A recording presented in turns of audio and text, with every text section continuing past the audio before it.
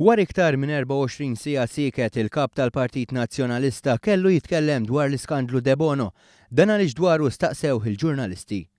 Busuttil iddeċida li jattakka lill-Prim Ministru jiddefendi lil Giovanna De Bono. Li ma tħallux il-Prim Ministru jimmanipulakom billi kull darba li ju jkun taħt pressjoni minħabba skandlu tiegħu jew tal-gvern tiegħu jipprova jiddevja l-attenzjoni billi jaqla xi ħaġa mill-passat. Jirriżulta li Simon Busuttil mhux se jkun qed jissospendi lil Giovanna De Bono, differenti minn kif għamel f'każi oħra fejn skontu ddeċida f'5 sekondi. Jina ser nistenna l-eżitu tal-investigazzjoni tal-Pulizija u għabbażi tal-eżitu ta' din l-investigazzjoni nieħu kull deċiżjoni. Busuttil ma riċajt jekk Giovanna De Bono għandix terfa' responsabilità politika.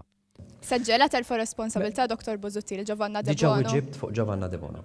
Għal-mistoqsijiet tal-ġurnalisti Simon Busuttil għalli l-każ sar jaf bih nhar il-Ħadd. Jina sirt naf b'dan il-każ bħal kumplament tal-poplu Malti u għawċi meta l-bieraħ rajt il-Gazzetta Malta Today. Mitlub jagħti iktar spjegazzjonijiet mill-ġurnalisti preżenti, Busuttil baqa' jiddefendi lil De Bono u saħansitra għalhekk. L-interess tagħna għax qed jiġri llum